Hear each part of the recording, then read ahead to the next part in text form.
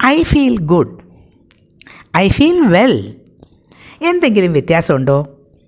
ഉണ്ട്.